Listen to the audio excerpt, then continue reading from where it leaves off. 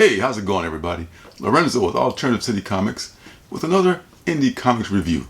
This time I'm not doing indie comics. I'm going to do a couple of mainstream comics because someone asked me about my opinion of Empyre by Marvel, and I've been picking it up and reading for the last few weeks. So I thought I'd share my opinion about that, and also about Dark Knight's Death Metal from DC, which I've also been following. So let's start with Empyre. Empyre begins when the Avengers are summoned to the moon, where there's this character named his name is, he goes by Quai, okay, and he's the leader of these people called the Kotate, and the Kotate are plant-based people. And they have taken over this part of the moon, the blue zone of the moon, the blue area of Earth's moon that was once ruled by the Kree. But the Kree left, and since these people have flourished, and the Kree really, and the Skrull and the Kree really did a number on these people. So they have a bone to pick with them, and they're pretty much ready to go to war with them. And they have called Thor, and Thor's brought the Avengers, and they decided to help these people out because they're going to be slaughtered in imminent fashion. They're going to be just done in by both the Kree and the Skrull, which are known to be warlike people and have been for years at war with each other, and as well as sections of the other Marvel universe. So Quai has brought him here and brought them there. And a little background into Quai. Quai is the son of the swordsman and Mantis. The swordsman is a Silver Age hero, goes back in the day. He was killed way back in the Silver Age. He was brought back, he was once a ghost. Now he apparently is a plant person. Okay, so a little background on this guy. And he has also been proclaimed as the Celestial Messiah by his people. So he is the new leader. And Thor really digs this kid. They go way back, and he was one of the Avengers babies and yada yada, all this stuff. Okay, so the FF are returning from some mission that they're always on, some intergalactic mission. They took the whole family, and they're returning from that, and they just happened to run across the armada of the Kree and the Skrull about to attack these people, and they thought they'd just intervene and see what's going on with that. They're not they're not in the same location as the Avengers, who are on the moon with Quai and his people, but they're interacting with the armada. So without giving too much of away, in fact, I'm just going to say it because this happens pretty early in the series, and I guess some people probably saw it coming, but I didn't see it coming. It turns out Quai is not who he seems. What he did was what Quai pretty much did was trick Thor and the Avengers into helping them intercede in the conflict with the Kree Skrull Alliance, while they, the Kotate, decide to activate this death thing, a death plant of some sort. Okay, and this death plant gives them the power to actually not only destroy the Kree and the Skrull, but also all animal life, starting with the planet Earth. So there's a big betrayal right off the bat. Now these occurrences turn the tables, and it makes the Avengers and the FF allies with the Kree and the Skrull. Okay, thus the whole "my friend of my enemy is my friend" kind of a tagline that they tack on this series. Okay, now talk a little about the swordsman. I have to give him credit for bringing back the swordsman. The swordsman is kind of a deep cut. This is something that Bendis would do. This is like Bendis worthy right here. He never was a major character. He's kind of a minor hero. He was killed. He became a ghost. Now he's a plant. So he's working his way up the food chain again. And somehow he and Mantis fathered Quai, and yeah, great. I'm glad they worked him into the story. I give them credit for that. but I'm having a little bit of trouble, as are many people, getting into the whole plants against animals thing. Um, I'll get into that more later. Then I want to talk about Dark Knight's death metal. All right, Dark Knight's death metal is kind of a Game of Thrones-y kind of thing, and it takes place in this DC universe, which the DCU has become this. It's like several realms, three major realms: the Arkham Wastelands, the Hellscape, which was formerly Themyscira, which Diana, Wonder Woman, now rules over, and Megapocalypse. So Diana and Swamp Thing pretty much are in hell, and they are jail wardens to all the criminals in the DC universe.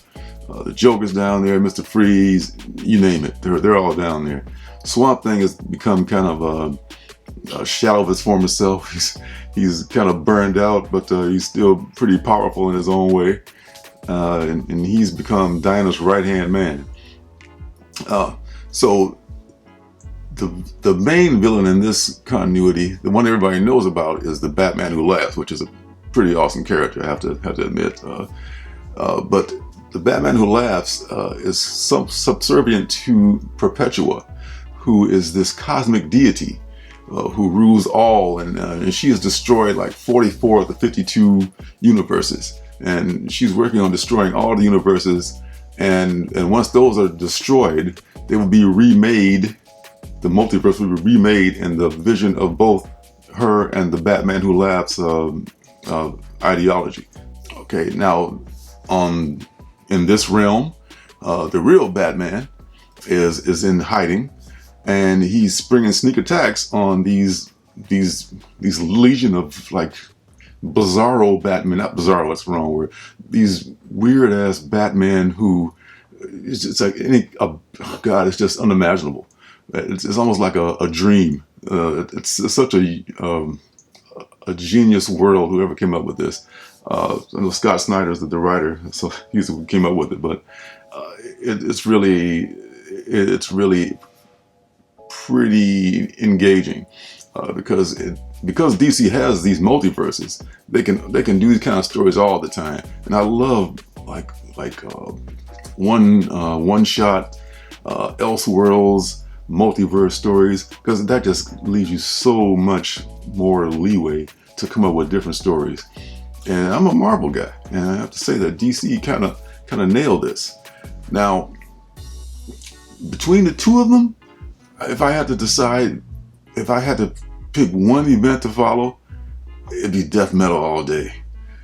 Death metal is just, as I'm reading it, I'm intrigued. The first issue, I wasn't really up on the whole storyline, and as it went on, I was like, what the hell is happening? But as it went on, like, oh my God, this is so interesting.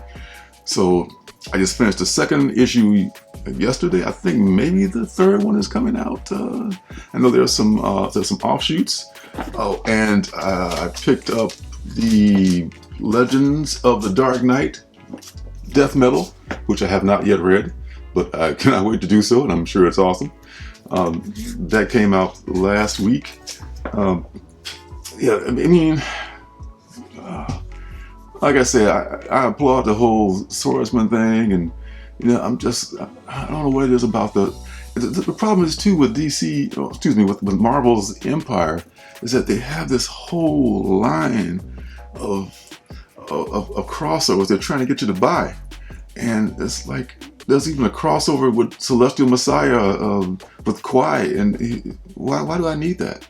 I don't really care about his background or what's happening with him. I know all I need to know about Kwai, and every title has like the tie-in to the Empyre storyline, and it just doesn't seem okay. Yeah, the Earth's under attack by these plants, but you know, I'm thinking there's gonna be some form of like, you know, roundup that's going to end up wiping them out in the end anyway. Like, I'm just, I'm trying to care, but I love you, Marvel, but it's just not doing it for me, because I ain't buying those crossovers. I'm telling you right now. If you have to pick one, I mean, I'm going to say Dark Knight's death metal is the way to go, because it is just more engaging, and the Batman who laughs, and say no more. I mean, you kill the guy, he comes back. It just keeps coming back. Yeah, and as an honorable mention, I've been picking up the new Batman Adventures. Number 3 is out now. I tell you, the first 2 were very on point, and with the artwork, it's just so reminiscent of the animated series, which was incredible. I love this. I mean, it's not super detailed art, like it's really cartoony, of course, because it's the animated series, but it's engaging, and it's kid friendly, but it's not just for kids. So I would also recommend that. This is maybe something that you're not reading right now that you might want to pick up. So yeah, so that's my final verdict on those 2 series, and yeah, I'm gonna give. I got Empyre. I got one more Empyre to read. That's number, what is it? Number 3, which I think was out last week. So number 4 probably out this week. I'll read this one, and if the 4th one that's out this week is not as good, I'm gonna just cut Empyre all the way, because that's I'm just not feeling it. Just not feeling it. I also give a shout out to DeadwingDork, who mentioned me in one of his videos, and a lot of his followers stopped by, his subscribers stopped by and subscribed to my channel, and that was just a very cool thing to do. I appreciate it, guys. I appreciate the comments. I appreciate the love. So shout out to the DeadwingDork and all of their minions. You guys are awesome. Appreciate it. So that's it for this Indie Comics review, which is not about indie comics at all. So don't forget to hit that like button, hit the subscribe button. I will be back in another week with another video, and we'll see how Empyre turns out, or not, But yeah, shout out to death metal. Death metal is the shiznizzle.